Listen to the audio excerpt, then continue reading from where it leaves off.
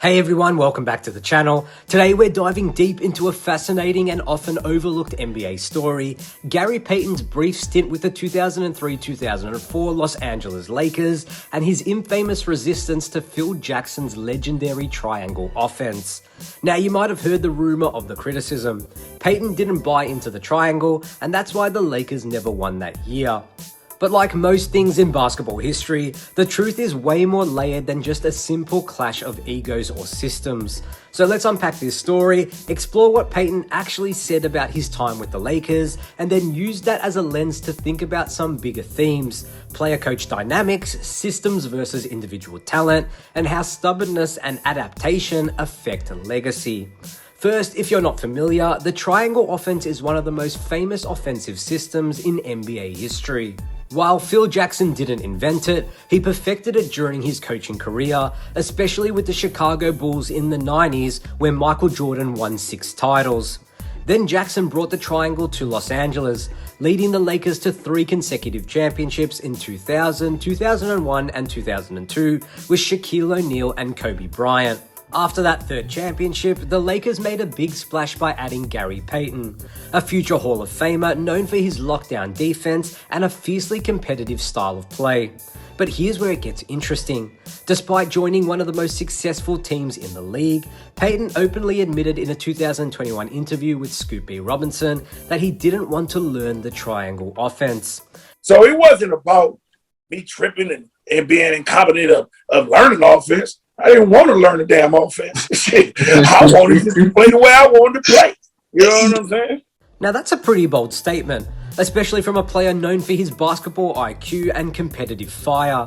Payton explained that initially he tried to get through to it, he gave it a shot, but the offense simply wasn't his style.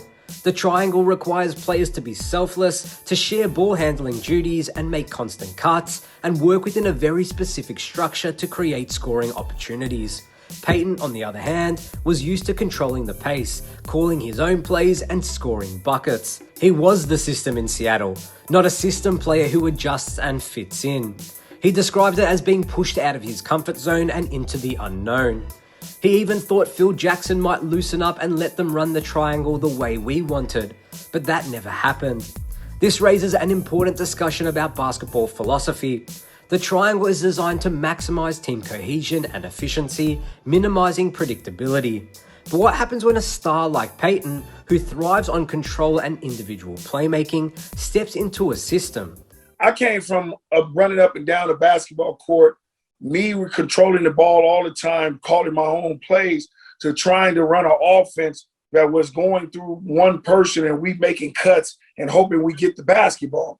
That wasn't my type of situation in the game. Mm-hmm. I thought that Phil Jackson was going to change the game for us and let us run the triangle the way we wanted to run it. When we needed to run and fast break anytime we want to. And then if we had to set it up, then we would run the triangle.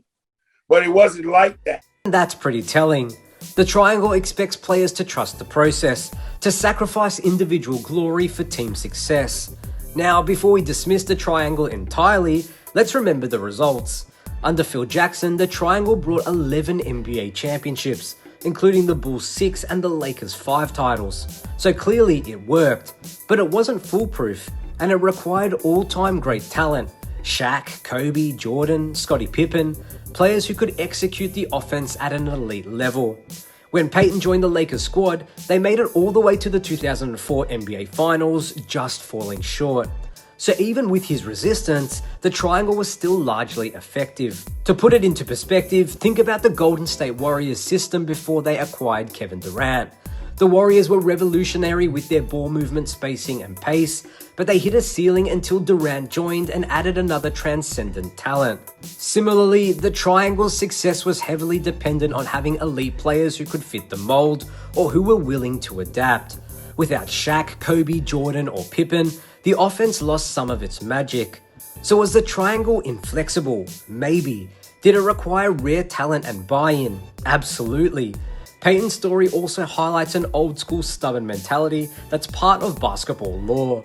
He was fiercely competitive and confident in his own game, but that might have hurt his ability to adapt and reach even greater success. Could he have been an even bigger champion if he embraced the system fully? The answer is maybe. But on the flip side, his refusal to be just another cog in a machine speaks to his identity as a player, and maybe to why he was such a unique competitor. It's interesting to note that while today's NBA often gets criticized for players not respecting coaches or questioning their authority, this isn't new. Household names from the 80s and 90s have admitted they didn't always listen to their coaches either. Sometimes they blatantly disrespected instructions because they wanted to play their way. Payton's story fits into this larger narrative. The conflict between star player autonomy and coaches' systems has always existed. So what's the big takeaway here? You can't argue with the triangle's results. It was an incredibly successful system, but it wasn't the only way to win. Its effectiveness relied on rare, top-tier talent and total buy-in. Players like Payton remind us that individual style and mentality can clash with system basketball. And the star versus system debate remains one of the most fascinating tensions in the NBA. But do you think Payton's refusal to learn the triangle hurt his chances at more rings, or was it just a clash of two strong personalities? Should star players always adapt to the system, or is there value in maintaining their own identity and style, even if it conflicts with the coach's plans? And lastly, is the modern NBA's criticism about player respect for coaches fair, given the history we see from legends like Payton? Alright, that's it for today's deep dive. If you enjoyed this one, make sure to hit that like button, subscribe, and drop your thoughts down in the comments below. We always love to hear from you. My name is Damian Peters, this is Basketball Network, and we'll see you in the next one.